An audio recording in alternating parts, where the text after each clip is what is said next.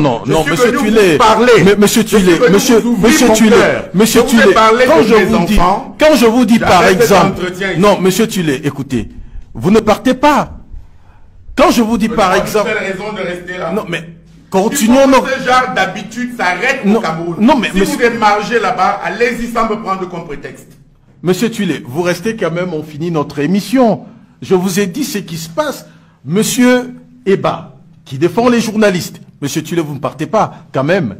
Venons-en à ce que votre mère vous a dit. Aucun retraité ne vous a suivi dans la rue pour dire, jeune homme, vous avez, ou alors messieurs, vous avez véritablement, quand je parle des retraités, je veux me mettre dans la peau de ces papis. Ils ne vous ont jamais reconnu le travail que vous avez fait pour eux.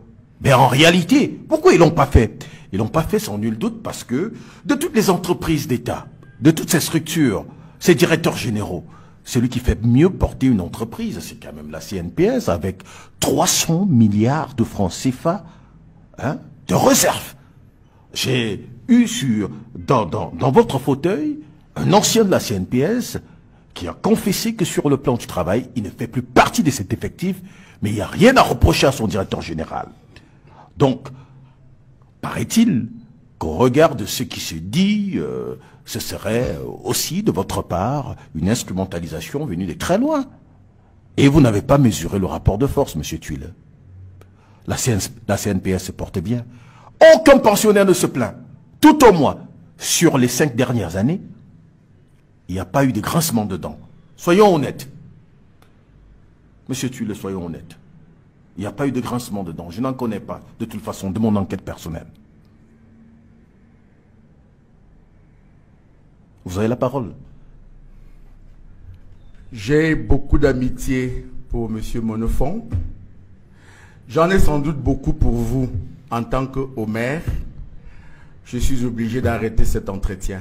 Pourquoi vous ne m'avez pas dit que vous émargez à la CNPS? Non, je demande pardon à tous vos auditeurs je vous ai donné les faits. Je ne peux plus rester ici. Je vous ai donné les faits, monsieur Tuilé. Quelqu'un qui est chargé de m'interviewer dit que la CNPS se porte très bien, a déjà 3 milliards de ceci. 300 milliards. 300 milliards. Je n'ai pas vu de retraité, monsieur Tuilé. Je n'ai pas vu un retraité se plaindre. Je suis venu ici pour que vous me posiez des questions, pas pour que vous me disiez ce que vous vouliez que les presses, que monsieur le DG de la CNPS accepte ou comprenne de ce que vous avez dit. C'est ce que j'appelle du journalisme de caniveau. Non, monsieur Tuilé. Monsieur Tuilé, monsieur Tuilé, quand je vous dis par exemple, non, monsieur Tuilé, écoutez, vous ne partez pas. Quand je vous dis par exemple, raison de rester là. Non, mais continuons. Ce genre d'habitude s'arrête au Cameroun. Non, mais si vous démargez là-bas, allez-y sans me prendre comme prétexte. Monsieur Tuilé, vous restez quand même, on finit notre émission. Je vous ai dit ce qui se passe. Monsieur Eba, qui défend les journalistes. Monsieur Tuilé, vous ne partez pas, quand même.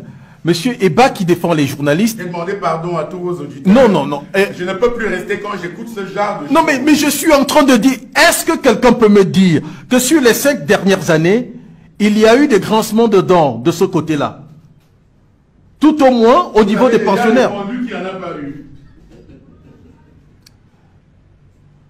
Bien, donc Monsieur Tuilé nous quitte avant la fin de cette émission pour les remarques que nous venons de faire, bien évidemment, sur l'information que nous avons.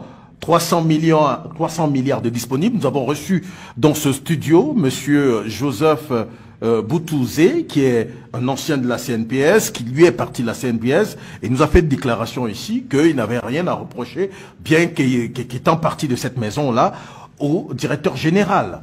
Donc, dire ça à monsieur Tuilé, dans le cadre de l'émission, enfin, du style que nous avons décidé de porter à l'antenne dans cette chaîne, n'est pas forcément bon Dieu, émarger à la CNPS ou encore. Ça, ce sont des faits que nous avons pu collecter auprès de la CNPS. Voilà. Donc, sur ce, monsieur Eba, monsieur, et aux auditeurs également, aux mobinotes et aux internautes, nous demandons des excuses, justement. Monsieur Tuilé nous a quittés. Et donc, on est obligé d'arrêter ce programme. Madame, monsieur, le prochain rendez-vous, c'est 6 h demain. Bonjour à tous.